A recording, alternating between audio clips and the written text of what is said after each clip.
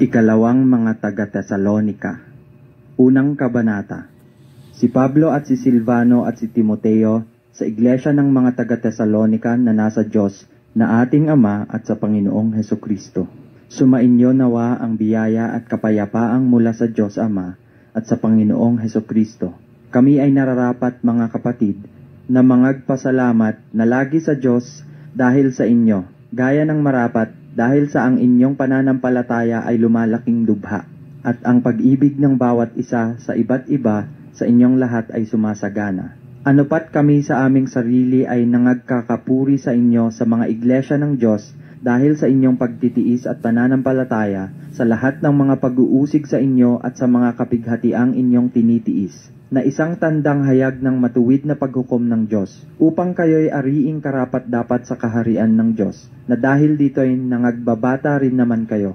Kung isang bagay na matuwid sa Diyos na kantihin ng kapighatian ang mga pumipighati sa inyo, at kayong mga pinighati ay bigyang kasama namin ng kapahingahan sa pagpapakahayag ng Panginoong Hesus mula sa langit na kasama ang mga anghel ng kanyang kapangyarihan na nasa nagniningas na apoy, na maghihiganti sa hindi nagsisikilala sa Diyos at sa kanila na hindi nagsisitalima sa ebanghelyo ng ating Panginoong Hesus, na siyang tatanggap ng kaparusahan na walang hanggang kapahamakang mula sa harapan ng Panginoon at mula sa kaluwalhatian ng kanyang kapangyarihan, pagkaparirito siya upang luwalhatiin sa kanyang mga banal at upang siya'y maging kahanga-hanga sa lahat ng mga nagsisisampalataya sa araw na yaon, sapagkat ang aming patotoo sa inyo ay pinaniwalaan. Dahil din dito ay lagi naming idinadalangin kayo, upang kayo'y ariing karapat-dapat ng ating Diyos sa pagkatawag sa inyo, at ganaping may kapangyarihan ang bawat nais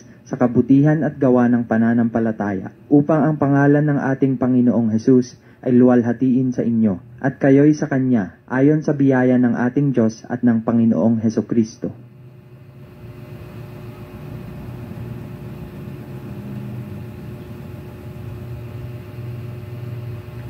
Ikalawang kabanata.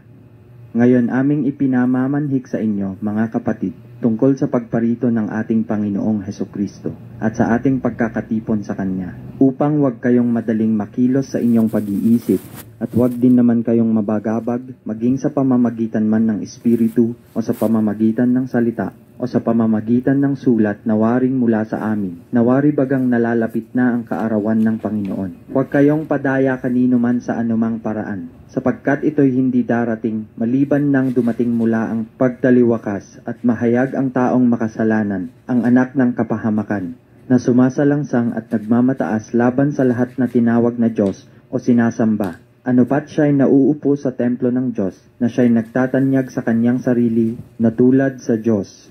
Hindi ba ninyo naaalaala nang ako'y kasama ninyo pa, ay sinabi ko sa inyo ang mga bagay na ito, at ngayoy nalalaman ninyo ang nakapipigil, upang siya'y mahayag sa kanyang talagang kapanahunan, sapagkat ang hiwaga ng kasamaan ay gumagawa na, lamang ay may pumipigil ngayon hanggang sa alisin ito. At kung magkagayoy mahahayag ang tampalasan na papatayin ng Panginoong Hesus ng hininga ng kanyang bibig, at sa pamamagitan ng pagkahayag ng kanyang pagparito ay lilipulin. Siya na ang kanyang pagparito ay ayon sa paggawa ni Satanas, na may buong kapangyarihan at mga tanda at mga kahanga-hangang kasinungalingan, at may buong daya ng kalikuan sa nangapapahamak, sapagkat hindi nila tinanggap ang pag-ibig sa katotohanan, upang sila'y mga ligtas.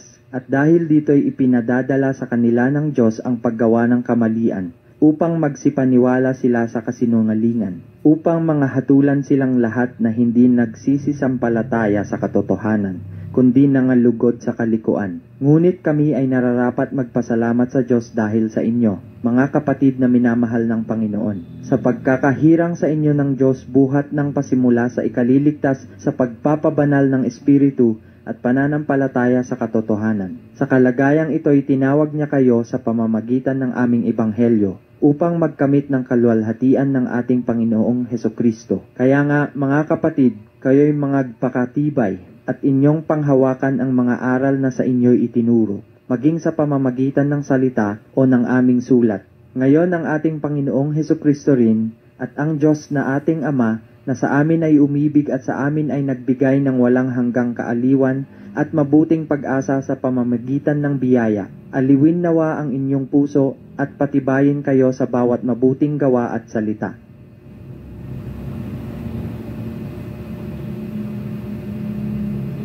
Ikatlong Kabanata. Katapus-tapusan, mga kapatid, ay inyong idalangin kami, upang ang salita ng Panginoon ay lumaganap at luwalhatiin nawa na gaya rin naman sa inyo, at upang kami ay mga ligtas sa mga taong walang katuwiran at masasama, sapagkat hindi lahat ay merong pananampalataya.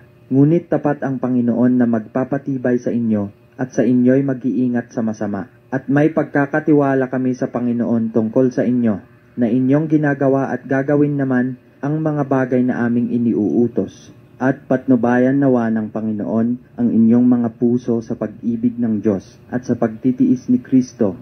Aming inuutos nga sa inyo, mga kapatid, sa pangalan ng ating Panginoong Hesukristo, na kayo'y magsihiwalay sa bawat kapatid na lumalakad ng walang kaayusan at hindi ayon sa aral na tinanggap nila sa amin, sapagkat kayo rin ang nakakaalam kung paano kami ay inyong dapat tularan, sapagkat kami ay hindi nangag-ugali ng walang kaayusan sa inyo, ni nagsikain man kami ng walang bayad ng tinapay ng sinuman, kundi sa pagpapagal at sa pagdaramdam na gumagawa gabit araw, upang kami ay huwag maging pasanin sa kanino man sa inyo. Hindi dahil sa kami ay walang karapatan, kundi upang kami ay mga kapagbigay sa inyo ng isang uliran, upang kami ay inyong tularan. Sapagkat noon pa mang kami ay kasama ninyo, ay aming iniutos ito sa inyo. Kung ang sino man ay ayaw gumawa, ay huwag din namang kumain. Sapagkat aming nababalitaan ang ilan sa inyo na nagsisilakad ng walang kaayusan, na hindi man lamang nagsisigawa, kundi mga mapakialam sa mga bagay ng iba.